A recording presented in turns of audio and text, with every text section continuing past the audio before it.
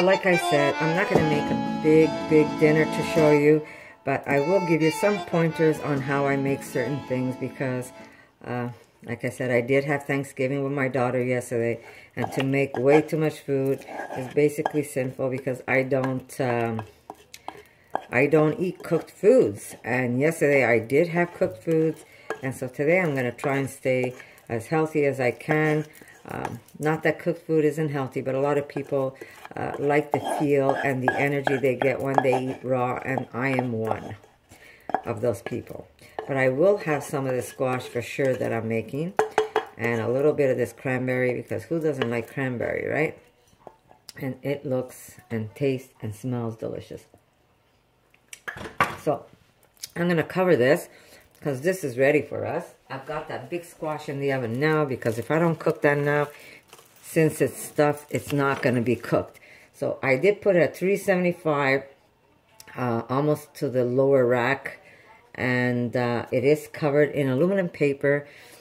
And I'm going to let you know, it's, what time is it now? Now it's 11:21. So I'll tell you how long that, let me write that down. I'll tell you how long it takes us to cook that huge squash stuffed the way I stuffed it. So, so far I gave you an idea how I do my cranberry and how I do my stuffing, and later on we're going to probably make some mashed potatoes, but not a lot because, like I said, mind you, my husband and my daughter doesn't mind eating the same thing all week if they need to. And I'll see you in a little bit, and I'll tell you how the squash is doing, and what else I'll be cooking up tonight for our small Thanksgiving dinner, since we already celebrated one yesterday, and I feel as stuffed as the turkey we used to stuff, believe it or not. My daughter made the most delicious Thanksgiving dinner for us. Okay, so I'm back, and I let's see, what time is it? 12. It's been in the oven for an hour already, and it's still not cooked. But I want to prepare the stuffing for my peppers. Now, I'm not going to make a large amount of peppers. I'm only going to make a few, and I'm going to cut them in half so they cook. They'll cook a little faster. Because if I show you how big that squash is, it's taken the whole floor of my oven, and I had to put it all the way down to the bottom tray. So I have maybe this much space to maybe put something flat with a couple of peppers in my oven, because that thing is as big as a 30-pound turkey. I can't even tell you how big that thing is. But I'm going to show you how I'm going to do my the stuffing. Now, again, this is no recipe. This is just me cleaning up my refrigerator. I had some leftover rice that I'm going to dump in this bowl. And I made this rice the other night. It's like about maybe a day, no, 2 days old. So the rice is still good, but, you know, I'm going to do something with it. Rather than me cooking up some rice, I'm going to use what I have. So it's a good way to use some of the stuff you already have in your refrigerator. And if not, just cook yourself a little bit of rice, maybe a cup of rice, a cup and a half of rice. And again, it depends on how much stuffed peppers you're going to make. I'm not going to make that many. And again, like I said, I'm going to cut my peppers in halves. So I'm not going to overstuff them either. So I'm going to put this aside. And what I'm going to do is I'm going to cut up some portobello mushrooms. And this is going to be part of my stuffing. Okay, so I have these big, huge portobellos. But I also have a couple of small mushrooms left. So I'm going to chop them up anyhow. And I don't like washing my mushrooms because if you wash a mushroom, they will get very watery, and they're not going to be as nice when you cook them.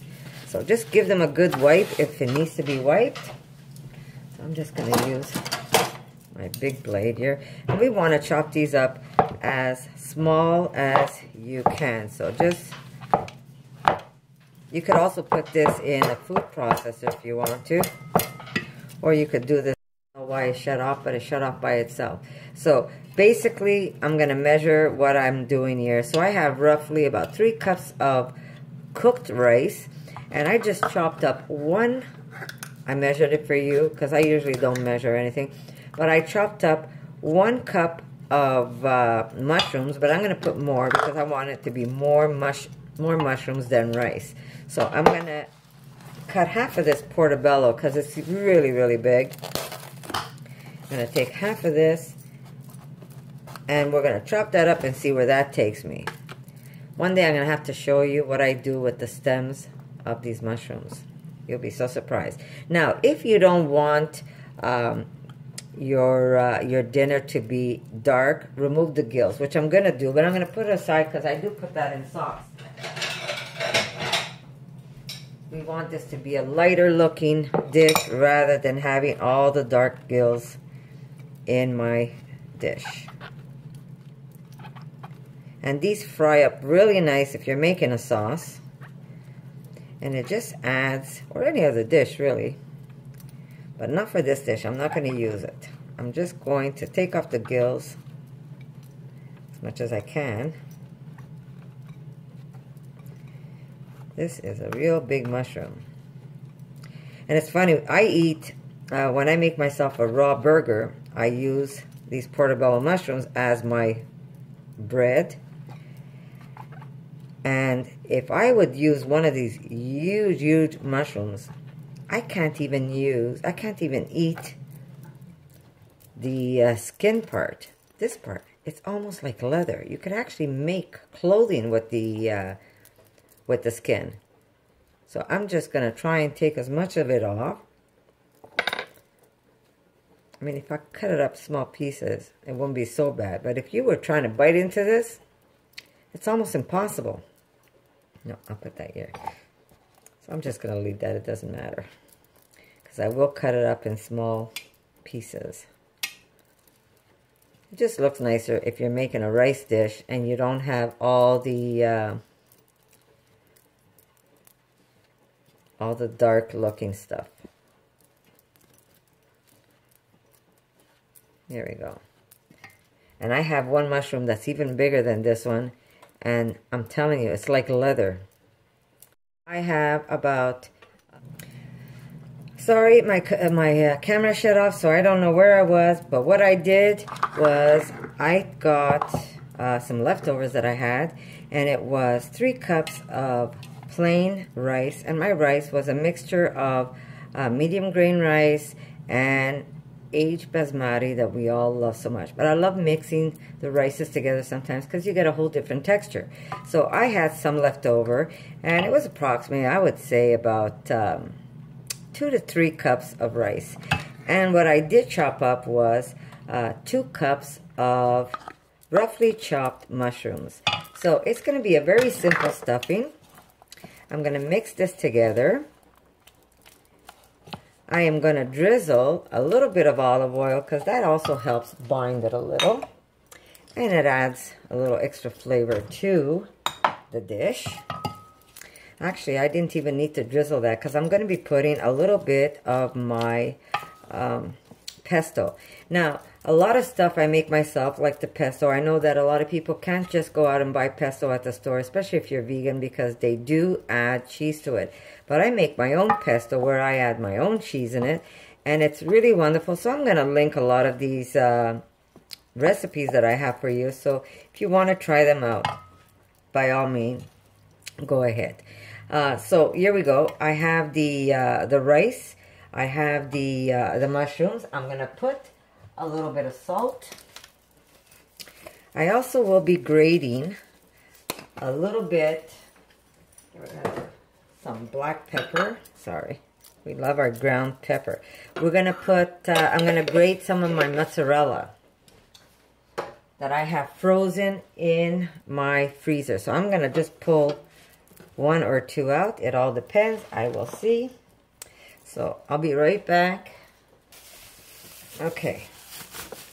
So this is something that I do. I'm not sure if I, yes I did actually. I showed you in one of my videos. I'm just going to put this aside. What I do is, if you don't have time, you say, oh my God, I have no mozzarella, I didn't have time to buy it. What I do is I spend a day, maybe make a whole batch of it, and then I just wrap them individually, and then I freeze them. So look at this. This, let it be for if you're making pizza or adding into a dish. You just take your mozzarella and you grate it, and you always have mozzarella on hand. And you know what? When it's frozen like this, it's even easier to grate than when it's not. But this recipe here is easy to grate either way. Let it be frozen or let it not be frozen. So here's one ball, and I'm just going to add it to... Oop, I do that all the time. Sorry, guys. Sorry. So I'll tell you how much mozzarella it is. Let's see. I'm going to take my 1 cup. It's probably about half a cup. For sure, yeah. It's about half a cup of mozzarella. So I am going to just add that in there. And I'm just going to toss it up. And that's also going to help the stuffing be a nice gooey stuffing. You could even put more if you want. I'm going to play by ear. For now, I'm going to leave it as 1. But you never know. I might be able to put another one in there. So I'm just going to put these back in the freezer before they all thaw out on me. I do have some still in the fridge. Maybe I'll use that.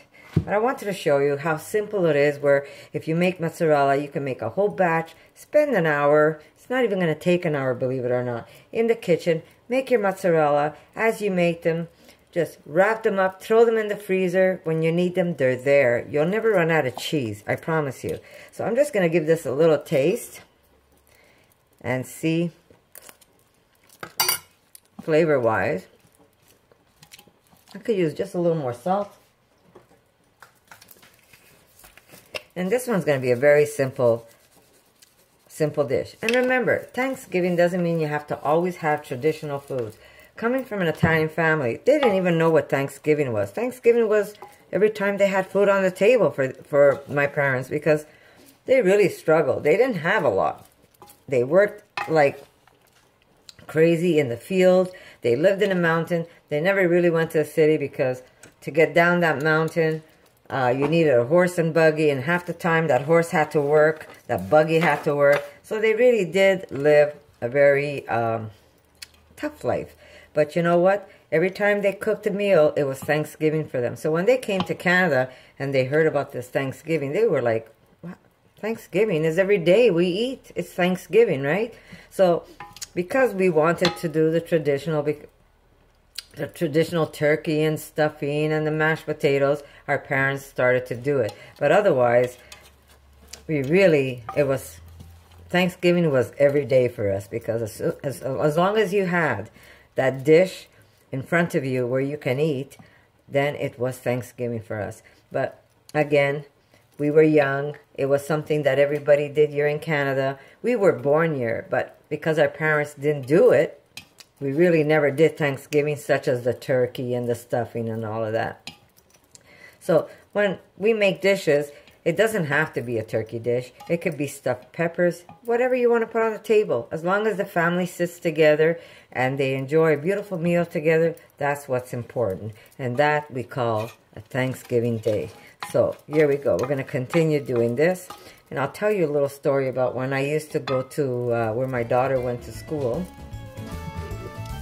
And